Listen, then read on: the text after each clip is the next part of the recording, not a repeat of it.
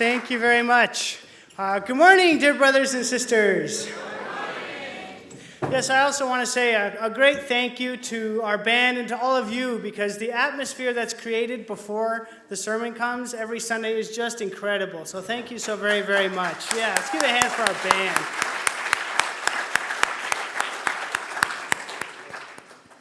And it's truly such a blessing to be here with you in LA. And so I want to give a great big thank you to all of you for such a warm welcome that you've given to my wife Gloria and I when we moved here a little bit ago. It was so wonderful. That was when we were in the movie theater, and I remember, so I actually drove by it the first time, thought, well, that can't be it. And I drove by it a second time and eventually found it. But I just remember so clearly when I walked in, it was Mike Gins who saw us, and he said, a couple of new faces. And, he didn't know we'd been in the movement our whole lives, but so it was such a warm welcome, and, he introduced us to Don and Sam, and then to Peter and Clara, and we just, like wildfire, we got introduced to everyone. It was such a warm welcome, and I'm very, very grateful for that. And so just a little bit about me. I come from a rather unique background, I think, because I grew up in Wyoming, and there were a few families, but they kind of moved away one by one, and so for the last 20 years or so, it's only been my family. And so growing up, that was the church community. And so when I got married and my wife moved to Wyoming, she increased the church population by 20%. And so then my brother got married and brought a sixth person in. And so then when my wife and I moved here, it's back down to 4. But it was a very different experience growing up because, we had the Denver church nearby, fairly nearby. But the church, for me, the sense of community was literally my physiological family. And so I think that gave me a very unique experience growing up. And that's something that I kind of wanted to share with you today. That might be something that could be unique, I don't know. And so I just had the experience where we would go to a workshop, and I would look around and think, wow, every single person in this room has heard of Reverend Moon. That's crazy, because it was so different for me. And so anyway, that was me growing up. I went to STF from 2007 to 2010, and then came back to Wyoming to study mechanical engineering, and kept in Spanish just for fun. And so I just finished this last May. And so I got a job offer in this little town called Ridgecrest, California. And so one of our key priorities, actually, in me accepting a job was that we wanted to be closer to a church community, not having had that. And my wife, Gloria, came from the Madrid family church. And so, she was used to that kind of community. And also, I wanted to, live in that kind of an area. And so while Ridgecrest is not the ideal location as far as that's considered, it's like 2.5 hours north of here. But that was actually the reason I accepted the job. So what that means is that you guys are the reason that we came here to California. So thank you so very much.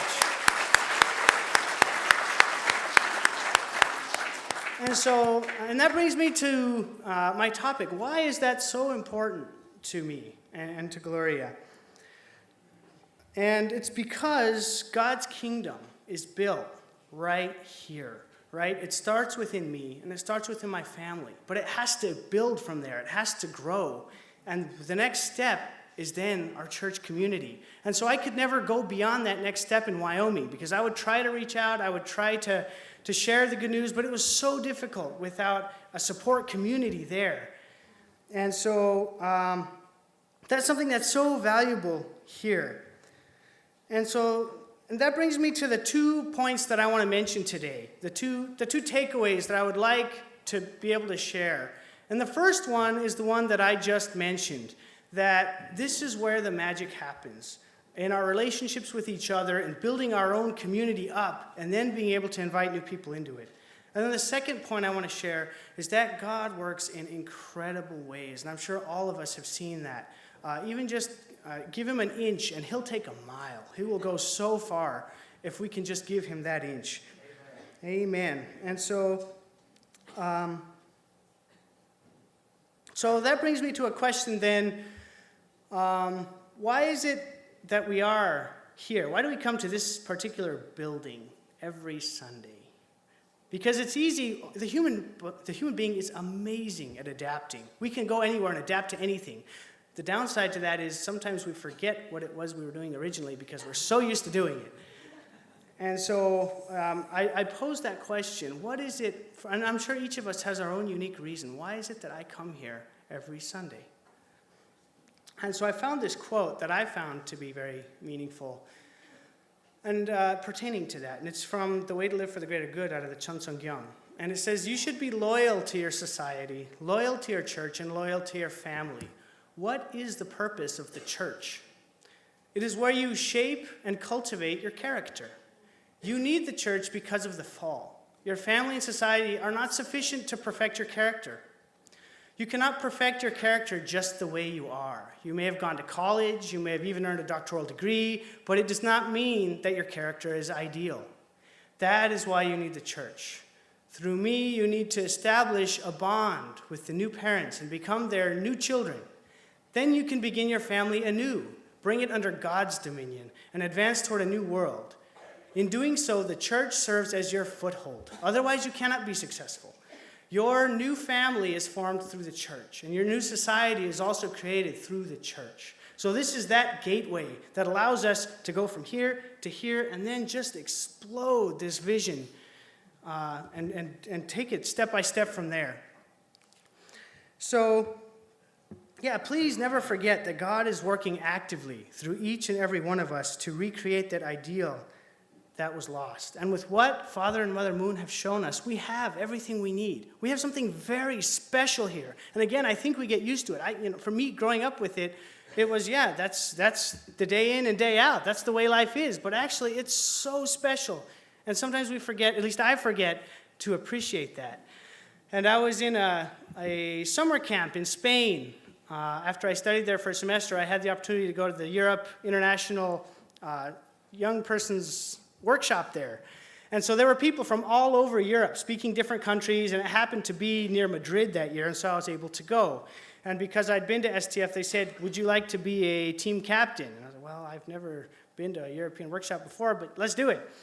And so, but it was such an incredible experience to see that, because I'd been to workshops here, and everybody speaks the same language. So mostly everyone speaks the same language, so it's not a big deal. But there, of course, English is, conveniently for me, the language of use, because there are so many different languages going around. And so it turns out that on my team, there was a young man, Michael, from Poland. And he was a little bit quiet, he was a little reserved, had a little more trouble finding it. I think Poland is like the Wyoming of Europe in that sense, I don't know, because I could see myself in him when he was kind of wandering around and he'd talk with people. And so as a captain, we sit down, we talk, how are things going, how's life? And so he'd say, it's great being here, but I don't understand a whole lot of the lectures, and it's kind of hard to talk with people.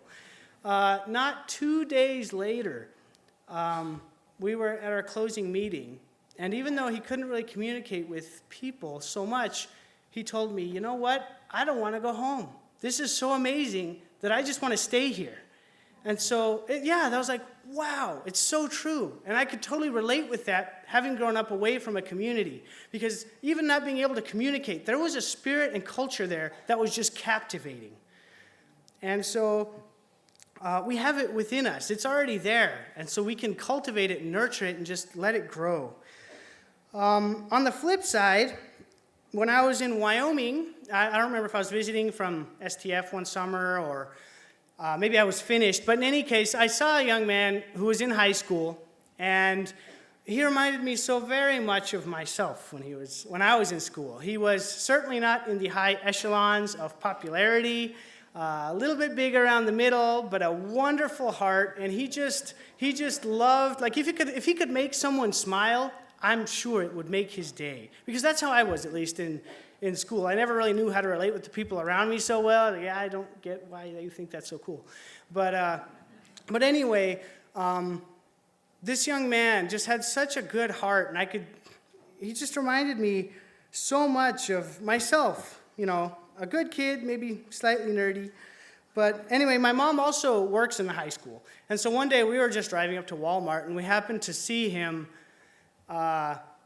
walking back with some bags. And Walmart in Laramie is like way up on a hill, way out of town. And so he stopped and said, "Oh, would you like a ride home?" And he said, "Oh, no, I love walking, and I'm actually going to work on my way, so I prefer to walk." And, "Oh, you sure? It's Wyoming gets pretty cold." And he said, "No, that's quite all right. Cheery as ever." And so we said, "Okay," and we went on our way. A couple of weeks later, school was canceled that day, but my mom was called in for a special meeting. And she went to school, and she came home that day. And she said that man had taken his own life. And I thought, what could possibly make such a good-hearted person not want to live the last 70 years of his life? And it just hit me like a bombshell, because I saw so much of myself in him when I was in school. So what was that key difference? And I don't know what his family life was like at home, but for as good a person and as kind as he was, it can't have been that bad.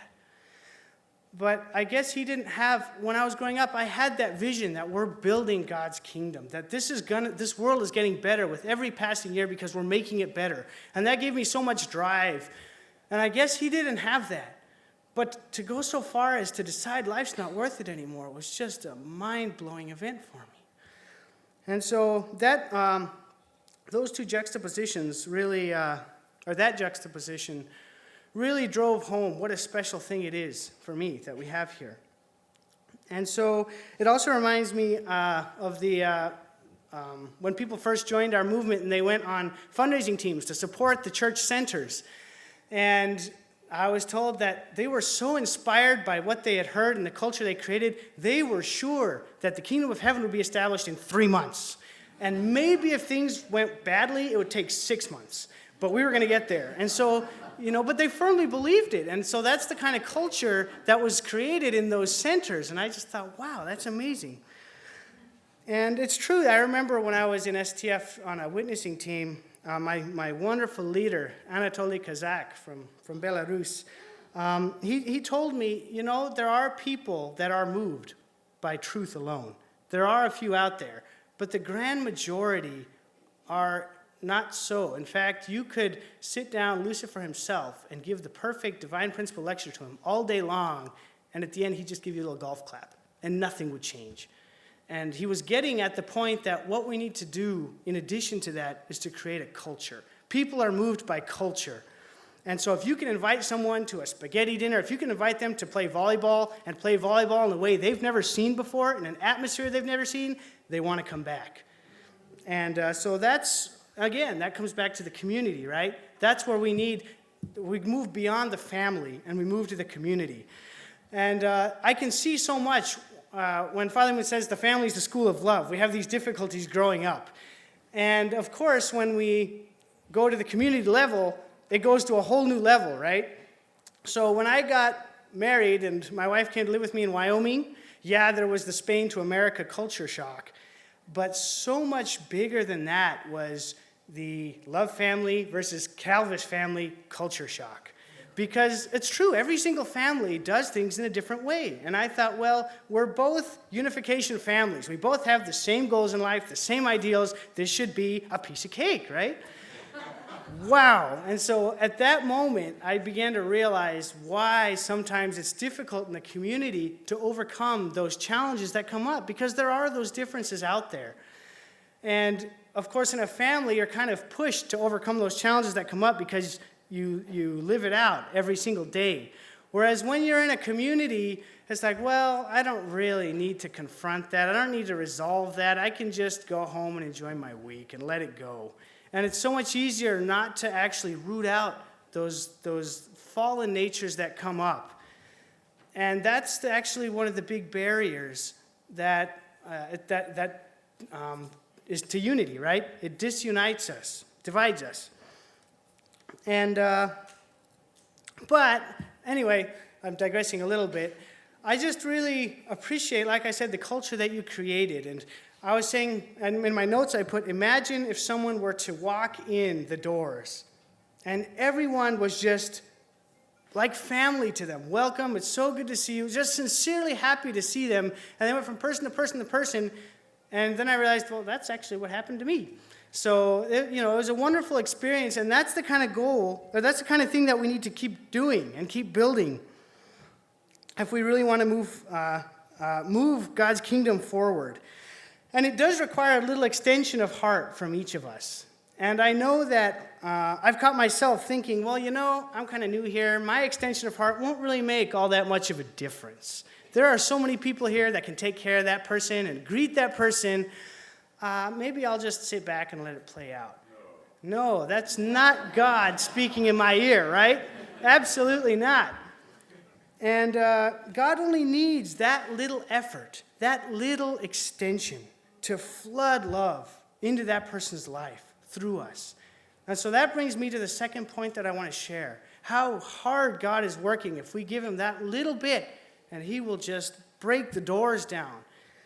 And one of the most powerful experiences I had on STF was just that. So on Sundays were great days because it was, you had to do fundraising for about 3 hours, but it was laundry, it was reflect on your goals, and you got to go to a restaurant and share your goals as you ate. And so it was a good time to reflect on the goals and prepare for the new week. But my point is that the fundraising was definitely not the key focus that day. And so it was kind of like, and it was in house to house on a Sunday, and so a lot of empty houses, and so we didn't focus quite as much as we could have on Sundays. So it was a Sunday. I believe it was in Bay Area, and we were going in a team of 3. And so we knock on this door, nobody home. Knock again, still nobody home. Okay, and we leave. And as we're walking down the driveway, the lady who clearly lives there is walking up. And she doesn't. We ask, as we usually do, we ask, so how are you? How's your day? And she said, oh, you know what? It's a tough day. And we said, oh, why is that? And I guess that one little thing, I guess she was never really listened to, because just at that little invitation, she started going on and sharing about her whole life. And I was like, wow. But it was like, a lot of times we keep our conversations, especially with people we don't know, we talk about the polite things, but we don't go really deep.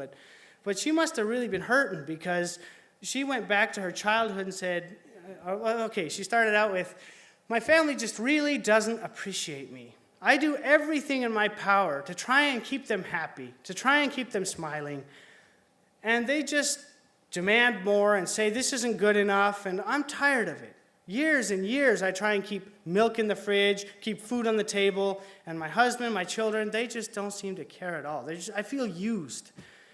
And I don't remember everything that was said, but she reached deep into her memory, and she talked about her family life growing up, that she had a really hard go at life growing up, and there was violence in her home. She watched her own cousin receive stab wounds in her house. And she said, you know what? I've had enough of this. And I could tell she was a little bit, she'd had a little bit to drink, and so that told me, okay, yeah, this is probably pretty serious, because she's trying to run away from something. And she said, I've had enough. I just want to put some big thing in the oven, burn my whole house down, let my whole family die, kill myself, and be done with it. I was a good Christian. I miss Jesus, but I can't do this anymore. And she looked at us and she said, you know what? Can we pray? Can we stand in a circle and pray? I thought, all right, let's do it. And so she asked if each one of us could go in a circle and pray. And she prayed in the end, and it's just a deep, heartfelt prayer. And she said, you guys are my angels. And she reached into her pocket and she pulled out the syringe she was going to use to kill herself and said, I spent the last $70 I had on this. And she threw it on the roof. And I was shocked. I was like, okay, it wasn't just the alcohol. This was actually her. And somehow God managed to use 3 high school students selling sun catchers to save her life that day. And just unbelievable. And I think that happens a lot. And it's like, thank this. Praise God. Praise God. And it was such a blessing that I got to see that. Because I think more often than not, like Michael prayed about in the opening prayer, we don't see that. We plant the seeds and we move on, and we never get to see what flowers and grows, or we would have so much more confidence in ourselves if we knew what God was doing with our every single step that we take. And so I thank God that I had that experience. And I kept in touch with her. Inez Stone is her name. And for a few months after that. And one of the things that was more difficult is that STF was more about cutting off from the material world and just focusing on God. And a part of that was not so much connection with the communities at the time. And so I told her about the San Francisco, the Bay Area Family Church, but I couldn't really be there to guide her to it. And so I know that one event was not enough to change her life. I know that. And it just breaks my heart because I don't know what happened to her. And so if I could have brought her there, then maybe her life could have been completely different, because there are so many more than just those 3 people out there who want this world to be that kind of place where the things she was talking about is not even in the history books anymore. And so, the bottom line in my heart is that to speak and act as if we're already living in the kingdom of heaven on earth. We don't need to wait for anything. And if suddenly every single person in this room spoke and acted as if we had already restored this world, what kind of effect would that have on the atmosphere of this church? How could it not just emanate light in all directions? And so, this place here, all of us, this is just an extension of our family at home. And so when these odd things come up, and I think, well, why are you doing it that way? Why are you making the coffee that way? It's just like I would in my family. Seek to see what's the root of that thought and try and root out that fallen nature that's in me that would say, that's the wrong way to make coffee. Well, no, not necessarily, And so, this is the next step, truly, in building Chonolguk in our midst. I think that's how we can really support that effort, is starting with me, extending my family, and then here, make this community such a tight family that kind of thing can happen. And so the one thing that helps serve me as a compass in my life is I think if everyone in the world right now were thinking and doing what I'm thinking and doing in this moment, would we have God's kingdom here on earth? And I would like to think that was true all the time. but that's what helps me to really think, am I doing the best I can be doing right now in this moment? And so with that, I want to finish with 2 quotes that helped me incredibly in the battle of trying to be loving to people when you're asking them for money.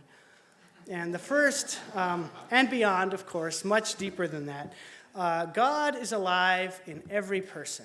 So we just have to go through their fallen nature and reach their original nature and give life to it. And so when I feel slapped in the face by someone, maybe it's on my end, maybe they actually intended to send a slap my way. Regardless, I know that God's alive in them. And I'm not going to just run away. I'm going to say, no, I know that God is within you. And I'm going to find a way to bring that out, because both of us will be so much happier for it. And secondly, if we feel threatened by the difficulties ahead and retreat, then this world has no hope for a new tomorrow. And so we are the ones who are doing this right here, right now. So please join me in prayer. Good morning, dear beloved Heavenly Parent. Thank you so much for this incredible movement, this incredible family. I know that you have so much hope when you see what's going on here in Los Angeles with the LA Family Church, and in San Francisco, and in Chicago, and in New York, and as you see your family, your sons and daughters growing and spreading and really striving to embody you, to have your heart and your mindset, Heavenly Parent, that must be so inspiring after thousands of years of screaming and crying for your children to come home, but nobody listens. And so we're here to listen, and we're here to do, Heavenly Parent. Please work through each and every one of us as we go back to work, as we go back to school. Whatever we're doing, whoever we're with, we want them to feel your love through us, Heavenly Parent. And although each and every one of us has our own difficulties and inadequacies, I know that you can work through those. And if we can give you a little bit, then you will just work miracles through us. And we know that time is now. And so we want to really build up this community even further and really become an even greater force of unity to touch the heart of this city and expand from here. So thank you so much for this wonderful family here. And I report this and pray this in your name and in the name of the Love family, second generation blessed family. Amen. Aju. Thank you so much, everyone.